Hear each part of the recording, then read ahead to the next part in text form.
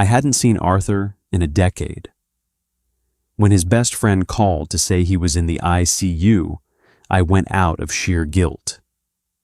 The nurse handed me his personal effects in a plastic bag. Inside his battered wallet, folded into a frayed square, was the confession I wrote at 17. St. Jude's Memorial smelled the way all hospitals do, like rubbing alcohol, industrial floor wax, and the quiet sweat of terrified people. I sat in a plastic chair that dug into my spine, staring at the scuffed linoleum floor.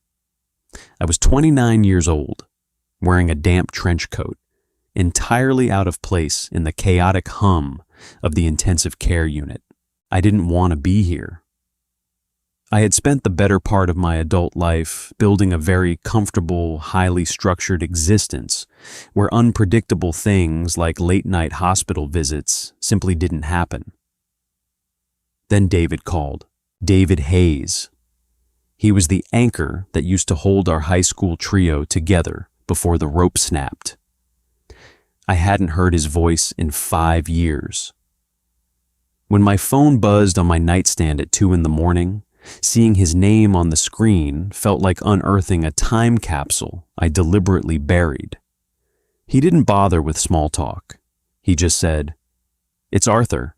There was an accident on the interstate. You need to come." I almost said no. The instinct to protect the cynical, isolated peace I had cultivated was strong. Arthur Pendleton and I were strangers now. We hadn't exchanged a single word since graduation day.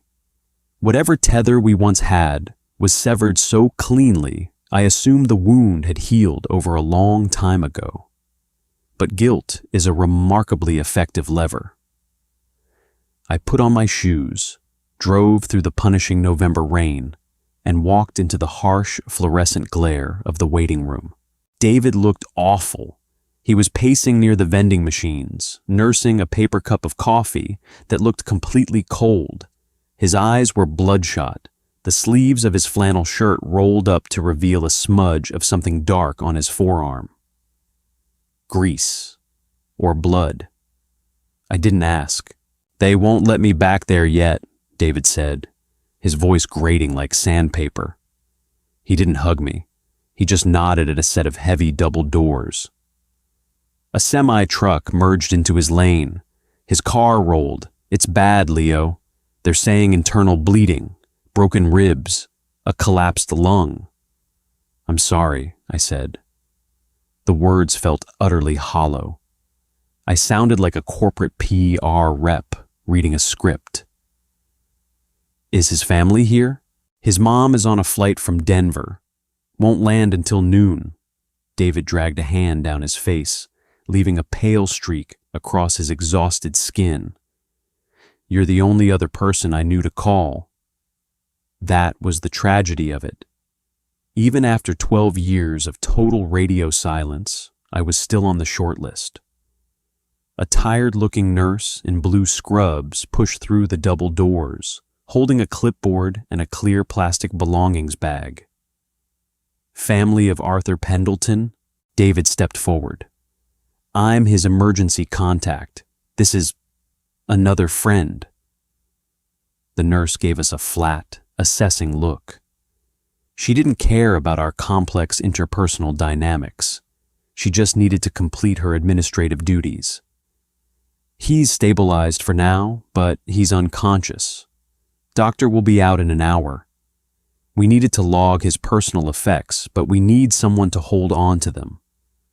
We don't have a secure locker available on this floor right now." She shoved the heavy, crinkling bag into my hands before I could protest. "Sign here." I signed the clipboard with a cheap ballpoint pen. The nurse vanished back through the doors. I looked down at the bag in my hands. It felt profoundly invasive. I was holding the remaining artifacts of a man I no longer knew. Inside there was a keychain with a bottle opener and 3 keys, a smartphone with a spider web of cracks completely destroying the screen, a silver watch with a broken strap, and his wallet. "I need a cigarette," David muttered, turning toward the elevator banks. "Watch his stuff. I'll be back in 5. I was left completely alone in the sterile hallway. I walked over to the nearest chair and sat down, dropping the bag in my lap.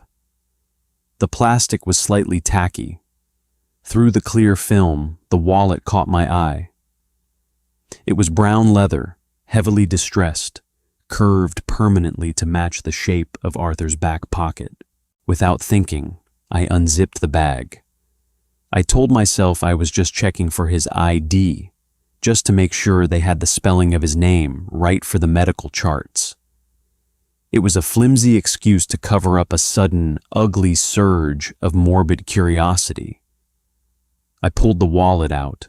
The leather was warm. It smelled faintly of engine oil and worn denim, a scent that instantly violently punched me in the throat with a memory I thought I had erased. I flipped it open. His driver's license was right there. Arthur's face looked back at me. He was older, obviously. The soft edges of his jaw had sharpened into hard angles. He had a short beard now, but the eyes were exactly the same. Direct, grounded, devastatingly clear. Behind the plastic sleeve holding his ID, something bulky was distorting the shape of the wallet. It was a thick piece of paper, folded over itself so many times it formed a tight, bulky square. It was tucked securely behind a stack of faded coffee shop punch cards. I don't know why I pulled it out. It wasn't my business. But the edges of the paper were frayed to the texture of soft felt from years of friction. It was old, very old. I pinched the square between my thumb and forefinger and began to unfold it. The paper was brittle, threatening to tear at the deep creases. As the paper flattened out, I saw the pale blue grid lines. Graph paper. My lungs stopped working. The ambient noise of the hospital, the beeping monitors, the squeaking rubber soles of the orderlies, the hum of the vending machine snapped out of existence. The handwriting was a messy, hurried scrawl, written in cheap black ballpoint ink that had faded into a dull charcoal gray. The ink had bled through the cheap paper in a few spots. I didn't need to read the words. I knew them by heart. I wrote them. "Arthur, I don't know how to do this. I'm just going to write it before I lose my nerve. I look at you and my chest physically hurts. I don't want to just be the guy who sits on the bleachers while you fix cars. I want you. I think I've wanted you since the day you punched a dent in my locker. If this ruins everything, I'm sorry. But I couldn't choke on it anymore. My signature, a jagged Leo, anchored the bottom corner. My hand started to shake, a violent, uncontrollable tremor that rattled the brittle paper. I stared at the ink. This was impossible. This was a physical impossibility. For 12 years, I had built my entire identity, my entire defensive, cynical worldview, on the concrete fact that Arthur Pendleton had read this letter, felt disgusted by it, and thrown it in the trash. The memory hit me with the force of a physical blow, dragging me out of the fluorescent hospital waiting room and dropping me squarely into the suffocating humidity of July 12 years ago. We were 17. We lived in a town where the most exciting thing to do on a Friday night was sit in a fast food parking lot and watch the traffic lights change. It wasn't an environment that bred vulnerability. It was a town built on concrete, cheap beer, and unwritten rules about how a man was supposed to act. Arthur never seemed to struggle with the rules. He was naturally built for that world. He spent his summers working at a local auto repair shop, coming home with grease permanently tattooed into the lines of his palms. He was practical, grounded. When a sink broke, he fixed it. When a friend needed a ride, he drove. He didn't overthink. I overthought everything. I was quiet, deeply cynical, and painfully aware of every micro-expression on the faces of the people around me. I survived high school by being invisible, except to Arthur. For some reason, he tolerated my presence. More than tolerated. He sought it out. We spent that entire humid summer sitting on the hood of his beat-up Honda Civic. We would talk about nothing for hours. He would smell like chalk dust, motor oil, and cheap laundry detergent. I would sit beside him, my shoulder casually brushing his, experiencing a level of internal agony that defied description. Being 17 and secretly in love with your straight best friend isn't poetic. It's not a tragic romance novel. It's humiliating. It's a constant, grinding exercise in self-policing. Every time I laughed at his jokes, I had to make sure it didn't sound too eager. Every time he took his shirt off because the summer heat was unbearable, I had to force my eyes to stare blankly at the pavement until my retinas burned. It was exhausting. The breaking point happened on a Tuesday. We were in my bedroom. The air conditioner was broken, and the room felt like a swamp. Arthur was lying flat on his back on my carpet, tossing a tennis ball up to the ceiling and catching it. He was talking about dropping out of the AP math track. He turned his head to look at me. His eyes caught the afternoon sun, turning a sharp, clear amber. "You're awfully quiet today, Leo," he said. His voice was low, tired from the heat. "Just thinking," I lied. He reached out, his knuckles brushing lightly against my ankle, where my leg dangled off the bed. It was a casual, thoughtless gesture. He did it all the time. He was naturally physical. But in that stifling room, the brief point of contact felt like a branding iron. "Don't think too hard. You'll hurt yourself," he murmured, turning his attention back to the ceiling. I couldn't breathe. The pressure inside my ribcage reached a critical mass. I knew with sudden, terrifying clarity that if I didn't get the secret out of my body, it was going to rot my organs. I couldn't survive another year pretending I just wanted to be his wingman. The next morning, during a free period in the library, I tore a sheet of graph paper out of my math notebook. I didn't draft it. I didn't think about the prose. I just let the desperation bleed out through a cheap ballpoint pen. My handwriting was jagged, fueled by an adrenaline spike that made my vision blur. I waited until the bell rang for the final period. The hallway was a chaotic flood of backpacks and slamming metal doors. I walked past Arthur's locker. He wasn't there yet. I folded the graph paper in half, then in half again, and shoved it through the ventilation slats of the metal door. It slipped inside and disappeared into the dark. I spent that night staring at my ceiling, oscillating between profound relief and gut-wrenching terror. I had finally done it. The ball was in his court. The next day at school, I waited by his locker before first period. The hallway slowly filled with students. The warning bell rang. Arthur didn't show up. I saw him during the lunch hour. He was standing by the cafeteria doors, laughing at something David was saying. I froze, my heart hammering against my sternum like a trapped bird. I took a step toward him. Arthur turned. Our eyes met across the crowded linoleum floor. He didn't smile. He didn't nod. His expression went completely blank, an impenetrable wall slamming down over his features. He held my gaze for exactly 2 seconds, turned his back to me, and walked out the double doors. It was the most efficient, brutal rejection I could have possibly imagined.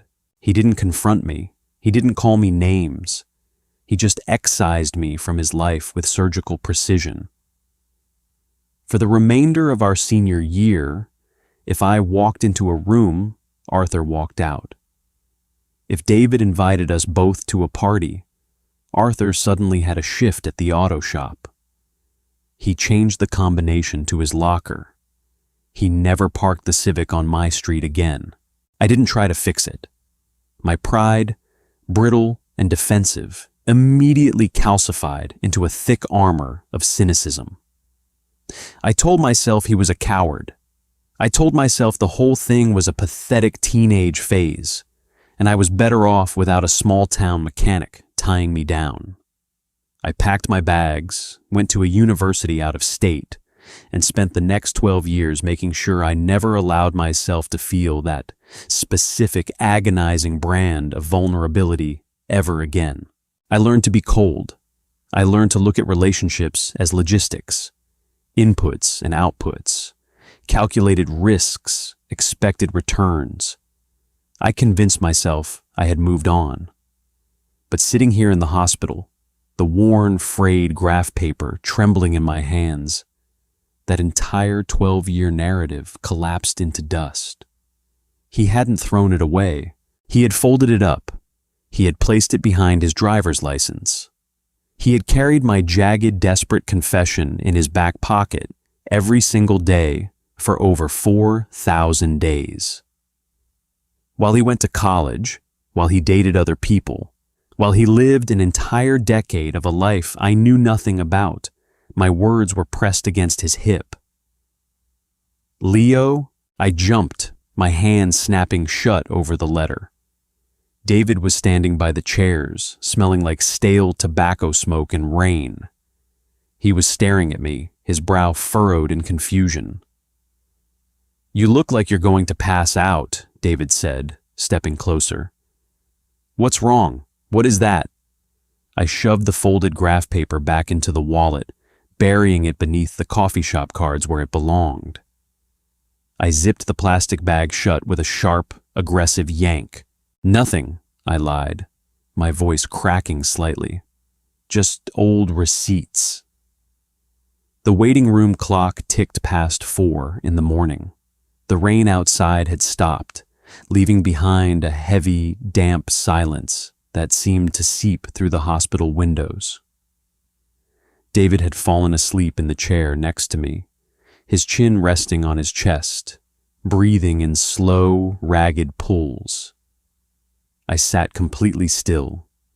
The plastic belongings bag sat on my lap like a live explosive. At 4:15, a doctor finally pushed through the double doors. He looked exhausted, the skin under his eyes bruised with fatigue. David snapped awake instantly, staggering to his feet. "Arthur Pendleton?" the doctor asked, scanning his clipboard. "Yes," David said, his voice cracking. "How is he?" "He's incredibly lucky," the doctor said flatly. He didn't offer a reassuring smile. He was a man dealing with trauma on a nightly basis. He traded in facts, not comfort.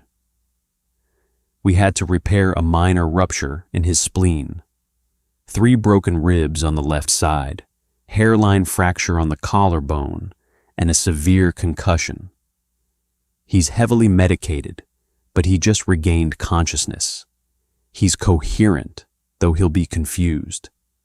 You can see him briefly, one at a time. David let out a breath that sounded like a sob. He rubbed his eyes with the heels of his hands. Okay, thank you." He turned to me. "I'll go first. Just give me a minute." He walked through the doors, following the doctor into the maze of the ICU. I was left alone again with the plastic bag. I stared at the cheap brown leather of Arthur's wallet pressing against the plastic film. My brain felt completely detached from my body. I was a man of logic. I worked in corporate risk assessment. I dealt with numbers, predictable outcomes, and safe margins. There was no logic here. There was no safe margin. 12 years of a carefully constructed, cynical reality had just been dismantled by a piece of graph paper. 10 minutes later, The heavy door swung open. David walked out. He looked lighter, the crushing panic replaced by a bone-deep exhaustion. "He looks like hell," David said, forcing a weak, humorless laugh. "But he's lucid. He asked if anyone else was here. I told him you came." I stiffened. "What did he say?" "Nothing. He just stared at the ceiling for a second. Then he asked me to send you in." David pointed down the hall. "Room 4. Don't stay long. The nurses are hovering." I stood up. My legs felt like lead. I clutched the plastic bag in my right hand, the crinkling sound deafening in the quiet corridor. I walked past the nurses' station, the smell of iodine and floor bleach growing sharper, more medicinal. Room 4 was dimly lit. The harsh overheads were off, replaced by a soft, clinical glow from the monitors flanking the bed. I stopped in the doorway. Arthur lay entirely still. The left side of his face was a patchwork of purple bruises and white gauze. A thick cervical collar immobilized his neck. IV lines snaked from his arms into a stack of clicking, humming machines. The sharp, strong angles of the man I remembered from the driver's license were muted by swelling and sheer physical trauma. He didn't look like an invincible mechanic anymore. He looked incredibly fragile. His eyes were closed. I took a step into the room. The rubber sole of my shoe squeaked against the linoleum. Arthur opened his eyes. They were the same. The bruising couldn't hide the sharp, clear amber color. He tracked my movement as I walked to the edge of his bed. We stared at each other. The silence stretched, thick and suffocating, interrupted only by the rhythmic, synthetic beep of his heart monitor. "You look terrible," I said. It was a defense mechanism. Sarcasm was the only shield I had left. Arthur's mouth twitched, a ghost of a smile that clearly caused him pain. "Hit by a truck, Leo. Give me a break." His voice was a rasp, shredded by intubation and dry air. Hearing him say my name after 12 years sent a violent shockwave down my spine. I gripped the plastic bag tighter, my knuckles turning white. "David called," I said, my tone clipped, entirely business. I wouldn't have intruded otherwise. "I know," Arthur whispered. His gaze drifted down to my hand. He saw the clear plastic bag. He saw his keys, his shattered phone, and he saw his wallet. The heart monitor beside him picked up its pace. A rapid, subtle increase in the beeping. He recognized the shape of the wallet pressed against the plastic. He knew what was inside it. And looking at my face, my rigid posture, the white-knuckle grip I had on the bag, he knew that I knew. Arthur closed his eyes. He let out a long, ragged exhale that hitched over his broken ribs. "The nurse handed it to me," I said, the words spilling out before I could stop them. My voice was colder than I intended. "I had to sign for it. I opened the wallet to check your ID, just to confirm the spelling for the desk." It was a flimsy, pathetic lie. We both knew it. Arthur opened his eyes and looked at me. There was no defiance left in him. The armor was gone, stripped away by asphalt and painkillers. "Did you read it?" "I wrote it, Arthur. I didn't need to read it." I dropped the plastic bag onto the rolling tray table at the foot of his bed. The thud was loud. 12 years! I spent 12 years thinking I made you sick. I built my whole life around the fact that you looked at me with absolute disgust and threw me away. Why carry the receipt? "I wasn't disgusted," Arthur finally said. His voice was incredibly quiet. The rasp was worse now. I was terrified. I let out a short, harsh laugh. "Terrified? You were the captain of the wrestling team. You rebuilt car engines with your bare hands. I was a 130-pound math nerd.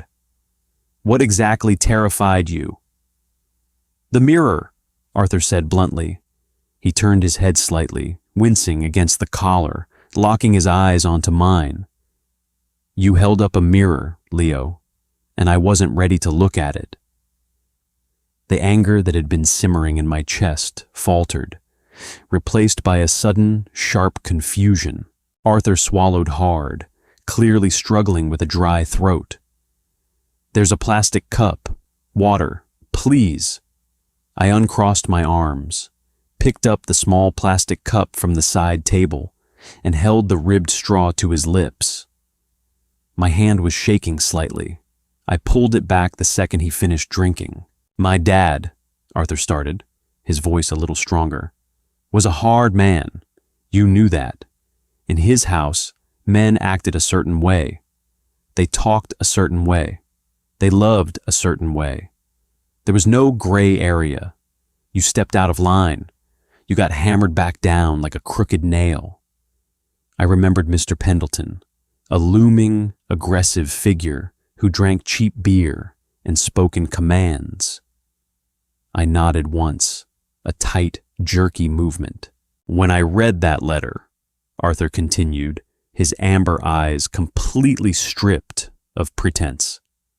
It felt like a bomb went off in my chest.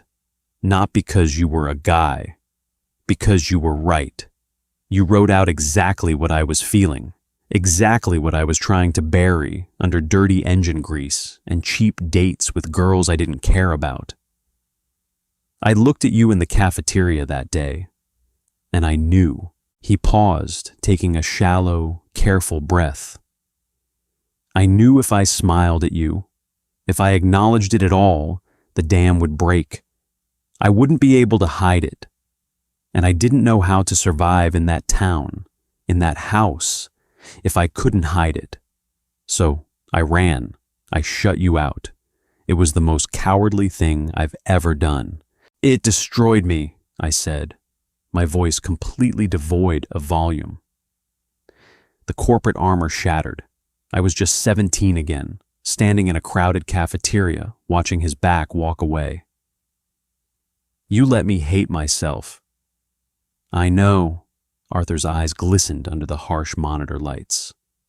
I know, Leo. I have no excuse. I'm not asking for forgiveness. I don't deserve it. Then why keep the letter? I demanded, pointing sharply at the bag on the tray table. Why carry it around like a morbid souvenir?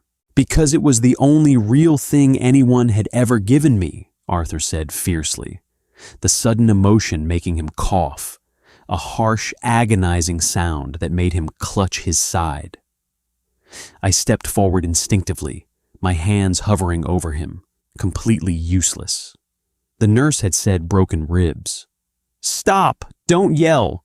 Arthur waited for the pain to subside, breathing in shallow, rapid bursts. When I was 22, my dad found out about me. He caught me with a guy I was seeing from the community college. He kicked me out, threw a wrench at my head, and told me to never come back. I stared at him, the bottom dropping out of my stomach. I hadn't known. I had been 4 states away, deeply entrenched in my university studies, actively blocking out any news from our hometown. I moved to Chicago, Arthur whispered. Slept in my car for a month. Got a job at a body shop on the south side. Figured my shit out. Got my own place. But every time it got hard, every time I felt completely invisible, I pulled that graph paper out of my wallet. I read it to remember what it felt like to be seen, to be wanted by someone smart and quiet and brave enough to actually say it. He looked at me, his expression entirely open, entirely defenseless. You were the brave one, Leo. I was just carrying your bravery around in my pocket, hoping some of it would rub off on me. I couldn't speak. The cynical, logical framework I had used to categorize my life for the past decade dissolved into white noise. The villain I had created in my head, the arrogant, disgusted mechanic, had never existed. He was just a terrified kid, just like me. I tried to find you, Arthur added quietly. A few years ago, I searched online, social media, but you were a ghost. I work in finance, I managed to say, my voice thick. I cleared my throat, desperate to regain some semblance of control. I keep a low profile, corporate policy. Arthur let out another ghost of a smile. Finance, of course. You always were good with the numbers. The silence returned to the room, but the oppressive, crushing weight was gone. It was replaced by a strange, fragile exhaustion. We were two strangers who knew exactly how the other was built.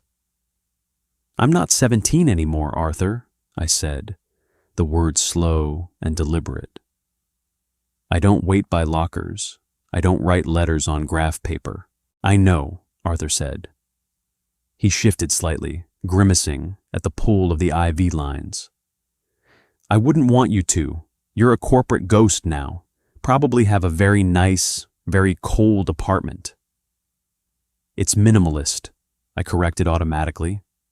Arthur actually laughed this time, a short, breathy sound that ended in a wince.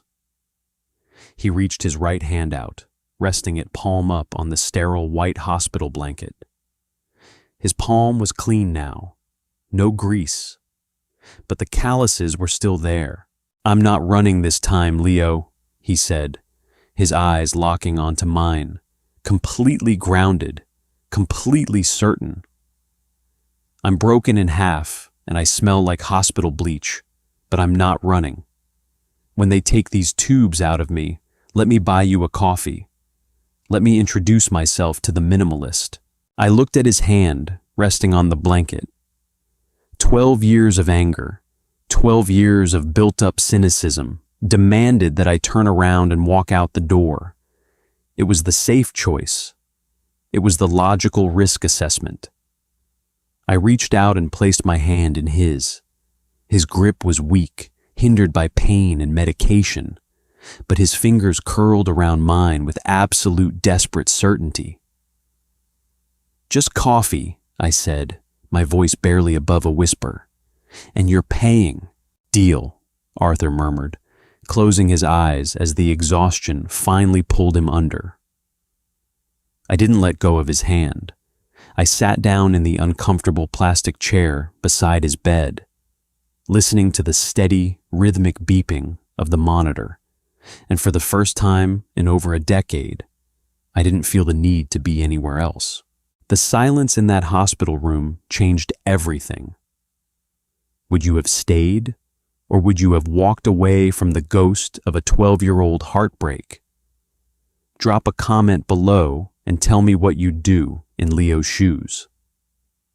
If this story struck a nerve, hit that like button, subscribe, and turn on notifications so you don't miss part 3 where the fallout of the hospital room finally boils over.